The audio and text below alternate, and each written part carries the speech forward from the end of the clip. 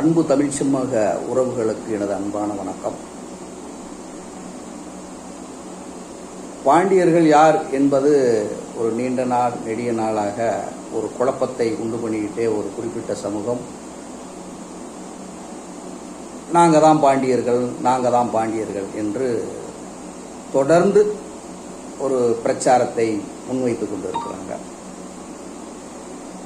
இதில் என்னன்னா, நீ பாண்டியர் அப்படின்னா நான் தான் பாண்டியர்னு சொல்லணும் அவசியம் இல்லை. அப்போ நீ பாண்டியன் இல்லை, அதனால் இந்த மக்களுக்கெல்லாம் தெரிஞ்சு போச்சு யார் பாண்டியர் என்பது தெரிஞ்சு போச்சு. இப்போ நான் தான் பாண்டியன் ஏற்றுக்கோங்க, நான் தான் பாண்டியங்கிற மாதிரி ஒரே ஒப்பாரி ஓலம் வர்றேன் பூரா நாங்கள் பாண்டியர்கள். எந்த அடிப்படையில் பாண்டியர்னு சொல்கிறாங்க அப்படின்னு பார்த்தோம்னா எந்த விதமான அடிச்சுவடு சான்றுகள் எதுவுமே கிடையாது. கேட்டால் ஒரு 50-60 வருஷத்துக்கு முன்னாடி திருநெல்வேலி அந்த செங்கோட்டை பகுதியில் நாங்கள் எல்லாரும் பாண்டியம்மார்கள்னு தான் எங்களை சொல்லுவாங்க. இது ஒரு ஆதாரமா? இது உங்களை பாண்டியம்மாருன்னு சொன்னதுனால அது ஒரு ஆதாரம். அன்னைக்கு நீங்கள் இருந்த அந்த ஆதிக்க அதிகார வர்க்கத்தில் இருந்ததுனால இப்பயும் அந்த ஆதிக்க திமிரில் தான் இருக்கீங்க. அப்ராணி சப்ராணி நொண்டி கூணு குருடு மக்களை அடித்து இனிய பாண்டியன் சொல்கிறான்னு அடித்து சொல்ல வச்சீங்க தானே. வேற என்ன இருக்கு உங்கள்கிட்ட? ஒன்றும் கிடையாது. பாண்டியர்கள் அப்படின்னு எடுத்துக்கிட்டிங்கன்னா,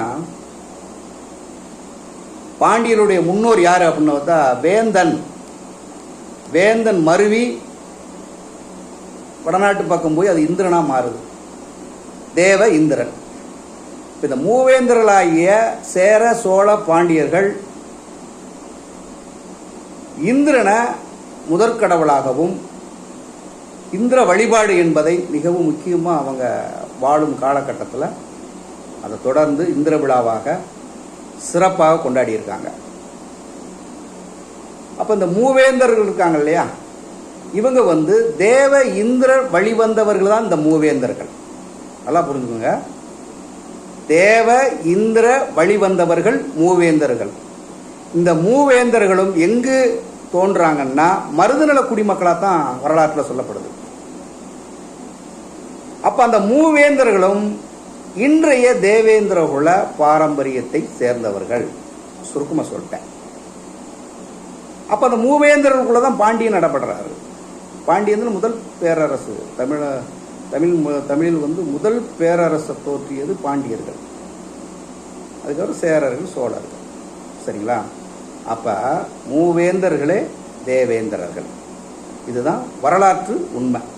நீ எங்கே போய் எங்கே தேடினாலும் பாண்டியன் யாருங்கிறது அது மட்டுமல்ல, இந்த மூவேந்தர்களும் சேர சோழ பாண்டியர்கள் இந்த 3 பேருமே மருதநலத்து குடிமக்கள், மல்லர் வழி தோன்றல்கள் அப்படின்னு ஒரு 2 வருஷத்துக்கு முன்னாடி இந்திய பாராளுமன்றத்தில் 2 பார்லிமெண்ட் உறுப்பினர்கள் அதை பேசி சட்டமாக்கி மூவேந்திர வழித்தோன்றர்கள் தான் தேவேந்திரர்கள் அப்படின்னு ஆணித்தரமாக பதிவு பண்ணியாச்சு. நீ இங்கே தெற்க ஒரு மூலையில் உட்காந்துக்கிட்டு சந்துக்குள்ளேயும் பொந்துக்குள்ளேயும் நாங்கள் தான் பாண்டியர்கள் கத்துடாம அவனை கதறி சாவு. உன்னை யாரும் வேண்டாண்ணா. இப்போ நான் தான் பாண்டியர் ஒரிஜினல் பாண்டியன் நாங்கள் தானே. அப்படி என் பிள்ளைகளாக தான் நாங்கள் பார்க்க வேண்டியது இருக்குது. பரவாயில்ல, குடும்பத்தை விட்டு வெளியில் பரதேசியாக அனாதையாக வெளியில் போயிருப்பான். அங்கே போயிட்டு தான் தகப்பன் பேர் தெரியாமல் தெரியறதுனால நாங்கள் பாண்டியர்கள் ரைட், பாண்டியர் ஏற்றுக்குருவோம். இன்னொரு விஷயம், நான் தான் பாண்டியன் சொல்லக்கூடிய அந்த சமூகத்துக்கு 2 கொஸ்டின் கேட்குறேன். மூவேந்தருடைய காலகட்டத்தில் குடும்ப ஆட்சி முறைன்னு ஒன்று இருந்துச்சு. வரலாறு படித்தவங்களுக்கு தெரியும். இந்த படிக்காத நாய்களுக்கு நான் பேச வரலாம். அறிவாளர்கள், அறிஞர்கள், இலக்கியவாதிகள், வரலாற்று ஆசிரியர்கள் இவர்கள் அத்தனை பேருக்கும் இப்போ நான் சொல்கிற விஷயம், மூவேந்தருடைய ஆட்சி காலத்தில் குடும்ப ஆட்சி முறை அப்படின்னு ஒரு ஆட்சி முறை நடந்துச்சு. வரலாற்றில் பதிவு இருக்கு.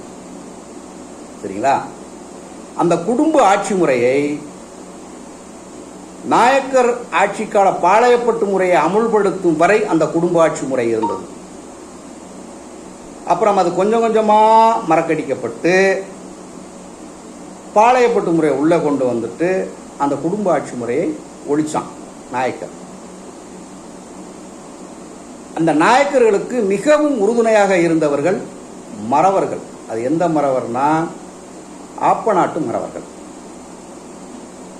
நாயக்கர் ஆட்சியில் வந்து ஓட்டுறாங்க. ஏன்னா சங்க காலத்து மறவர்கள் ஒரு வரலாற்றில் சங்க காலத்து மறவர்கள் அப்படின்னு சங்க இலக்கியங்களில் 10 பாட்டு 8 தொகை ஆகிய இலக்கியங்களில் கூறப்பட்டிருக்கு.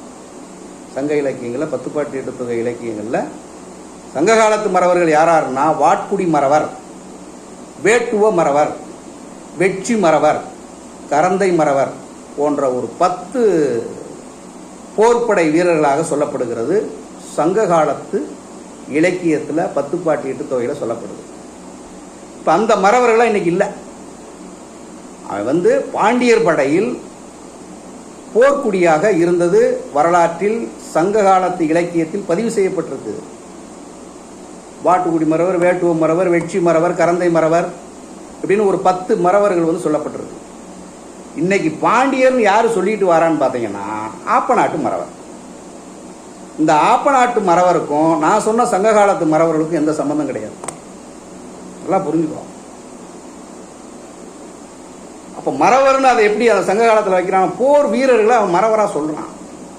பாண்டியர் படையில் நின்ற போர் வீரர்களை போர் மறவர்களாக தமிழ் இலக்கிய மரபு சொல்லில் மறவர்களுக்கு வீரர் என்ற பொருளும் உண்டு, வீரர்களுக்கு மறவர் என்ற ஒரு பொருளும் உண்டு. அது சாதியாக அன்னைக்கு பதியப்படலை, சாதி கிடையாது. நாயக்கர் ஆட்சிக்கு பின்னாடி வரக்கூடிய சில காலகட்டத்தில் மறவரை ஒரு சாதியா குறிப்பிடுறான். சரிங்களா? அதுக்கு முன்னாடிலாம் மறவருங்கிற சாதி கிடையாது. போர் வீரர்களை குறிக்க சொல்லக்கூடிய ஒரு சொல்ல வந்து மறவர்களாக வச்சிருந்தாங்க. அதான் மறவர்.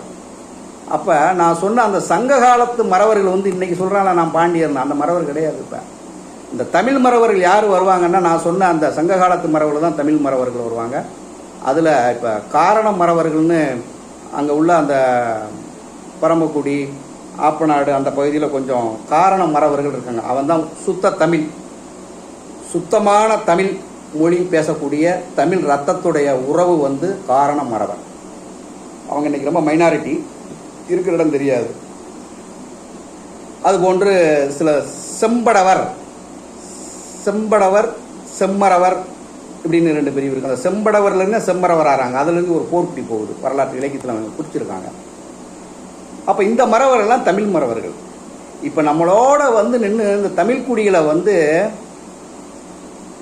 நாயக்கர் ஆட்சி காலத்தில் அவங்களோட சேர்ந்துட்டு ரொம்ப இந்த தமிழ் குடிகளை ஒடுக்குனது, அடக்குன முயற்சி பண்ணுறது, இது எல்லா வேலையும் பண்ணது வந்து ஆப்பநாட்டு மறவர்கள். இந்த ஆப்பநாட்டு மறவர்களுக்கும் தமிழுக்கும் எந்த சம்பந்தமே கிடையாது. இவங்க தமிழ் வழி கிடையாது. சரிங்களா? மறவர்கள், தமிழ் மறவர்கள் இருக்காங்க. அந்த மறவர்கள் இருக்கிற இடம் தெரியாது. நான் சொன்ன அந்த சங்க காலத்து மறவர்கள் தான் தமிழ் மறவர்கள். இவங்கெல்லாம் மறவர், தமிழ் மறவர்கள் கிடையாது. அப்போ இவன் பாண்டியன் சொல்றதுக்கு ஒரு 2 விடயத்தை சொல்லிட்டு நான் முடிச்சிடறேன் இந்த காணொலியை. நான் தான் பாண்டியன் அப்படின்னு சொல்லக்கூடிய இந்த ஆப்பநாட்டு மறவர்களுக்கு எனது 2 கேள்வி தான்.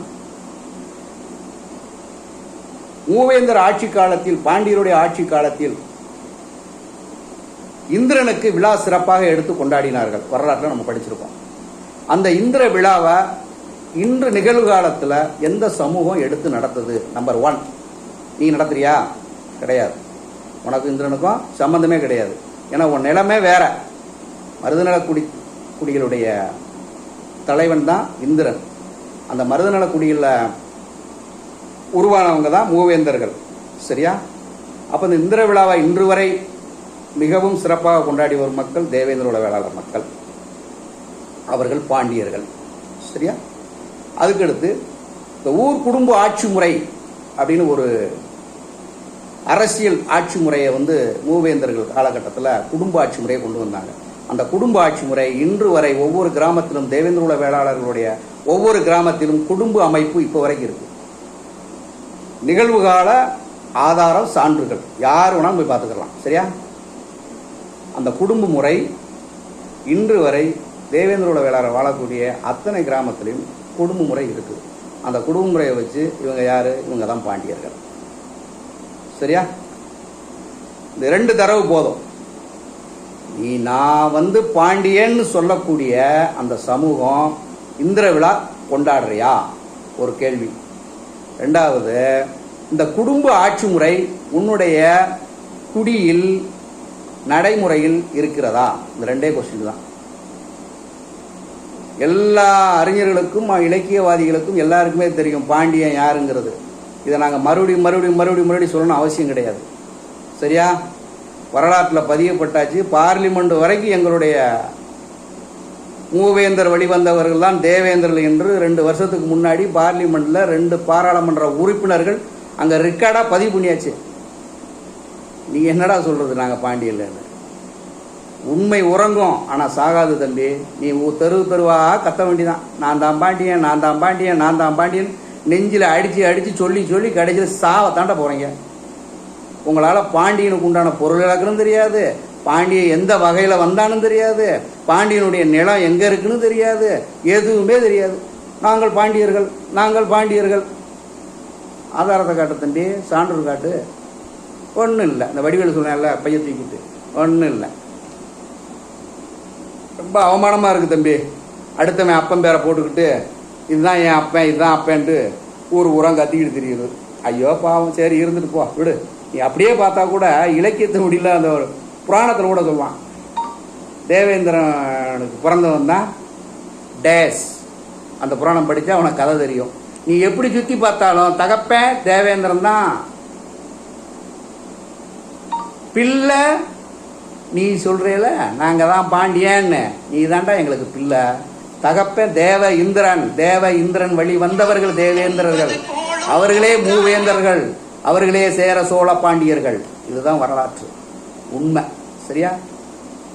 போதும்னு நினைக்கிறேன். இதுக்கு மேலே உங்களுக்கு புரிய வைக்க முடியாது. புரிஞ்சாலும் புரியாத மாதிரியே நடிப்பீங்க. உங்களுக்கெல்லாம் வரலாறு சொல்லணும் அவசியம் கிடையாது. எங்கே வேணாலும் போய் எங்கே வேணாலும் தேடு. பாண்டியன் யாருன்னா பள்ளந்தான் பாண்டியன், மல்லந்தான் பாண்டியன். நீ சொல்லிக்கிட்டு கத்திக்கிட்டு தெருவா தெரியும். சரியா? வணக்கம்.